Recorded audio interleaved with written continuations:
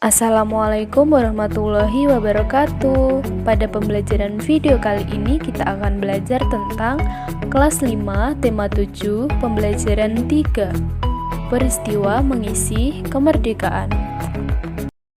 Mengisi kemerdekaan dapat dilakukan dengan mengamalkan nilai-nilai Pancasila dalam kehidupan sehari-hari. Mengamalkan nilai-nilai luhur yang terkandung dalam Pancasila merupakan cara positif dalam mengisi kemerdekaan. Nilai-nilai dalam Pancasila merupakan kristalisasi nilai-nilai luhur yang telah berkembang di masyarakat sejak zaman dahulu. Oleh karena itulah, Pancasila menjadi pandangan hidup bangsa Indonesia dan menjadi pedoman dalam bersikap dan berperilaku bagi setiap warga negara Indonesia. Bagaimanakah sejarah lahirnya Pancasila?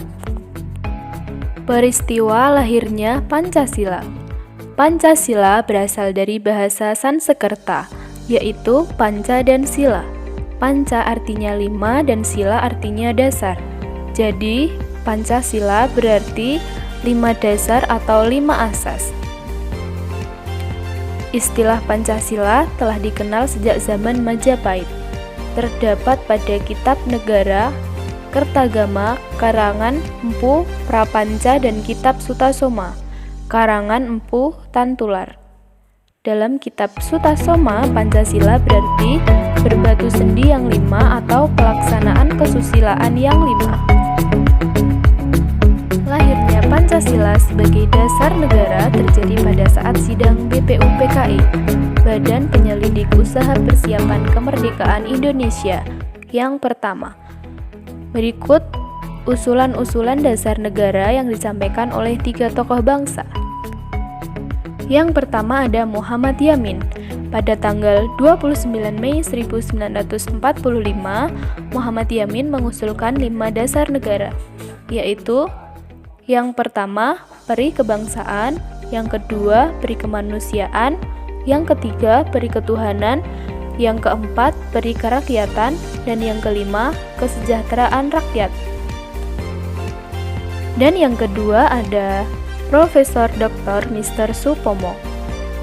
Pada tanggal 31 Mei 1945, dalam pidato singkatnya mengusulkan 5 asas. Yang pertama, persatuan. Yang kedua, kekeluargaan. Yang ketiga, keseimbangan lahir batin. Yang keempat, musyawarah. Dan yang kelima, keadilan rakyat. Dan yang terakhir ada Insinyur Soekarno.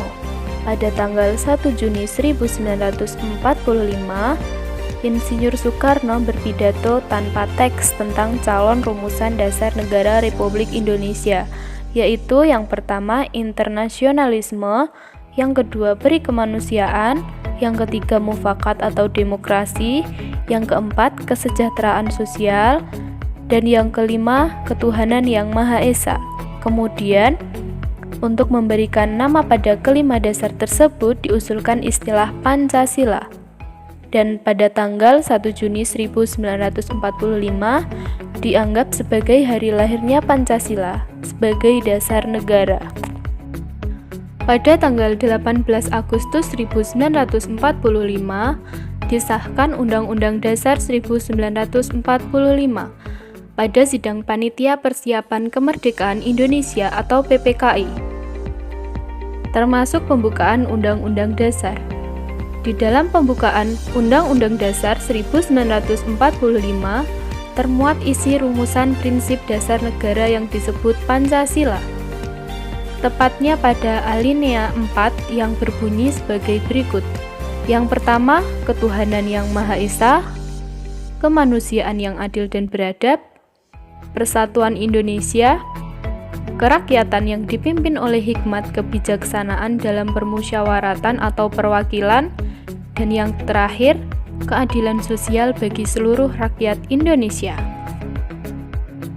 Peran Pancasila dalam menjaga keberagaman bangsa. Pancasila sebagai dasar negara merupakan kepribadian dan pandangan hidup manusia. Maka nilai-nilai luhur yang terkandung di dalamnya harus dipahami dan diamalkan oleh setiap warga negara Indonesia. Apalagi pada dewasa ini, ilmu pengetahuan dan teknologi berkembang dengan pesat dengan membawa banyak perubahan. Perubahan-perubahan tersebut akan bisa mempengaruhi sikap perilaku seseorang. Nilai-nilai Pancasila sesungguhnya telah ada dalam kehidupan bangsa Indonesia yang beragam. Sebuah nilai yang menunjukkan adanya perilaku dan sikap kerukunan, serta kerjasama dalam masyarakat yang beragam, yaitu hidup gotong royong. Kehidupan masyarakat Indonesia yang beragam menuntut warganya untuk mengembangkan cara untuk menjaga keutuhan dan kerukunan warganya dengan melakukan musyawarah. Cara menghargai orang lain saat bermusyawarah.